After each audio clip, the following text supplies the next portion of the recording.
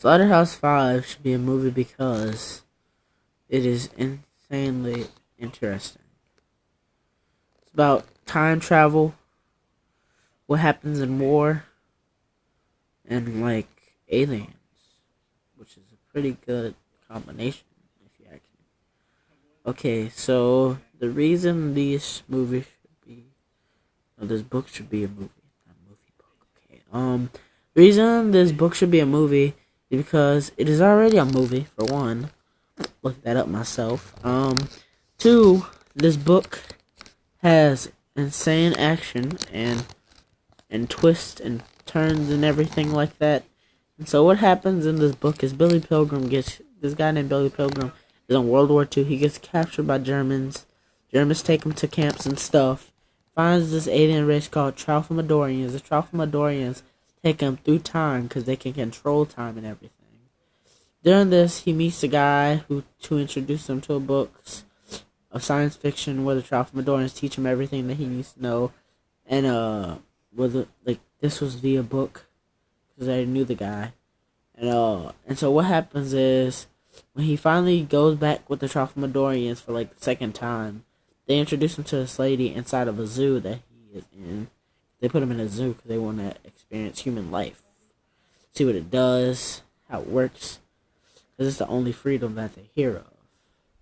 And so it's the only type of freedom that they know of in America. So they picked him and everything.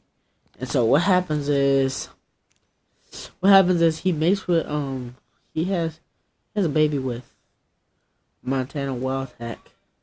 And while he has a baby with her, when he has a baby with her, he leaves. He goes back to the hospital again. He pops him back up in the hospital. In the hospital, he meets his wife, who is the daughter of the guy who is the top of optometry at his time, which he wants to be.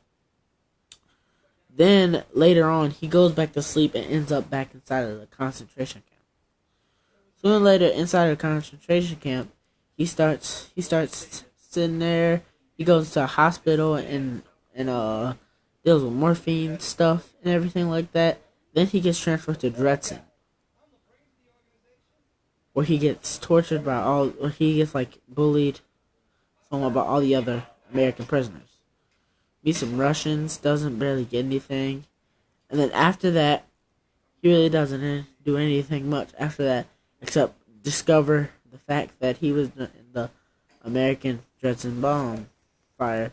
He leaves, finds two German villagers. They take care of him, and they go like, "Good night, Americans," because they found all of the prisoners. The next day, he hopped on this blue thing, and the bird goes, "Poteet wheat," and he says, "Nothing can tell you how dangerous the war thing is." Something that the bird, he said, "You can't talk back about wars." Yeah, that's why I think this book is pretty crazy. It might seem long. I explained it more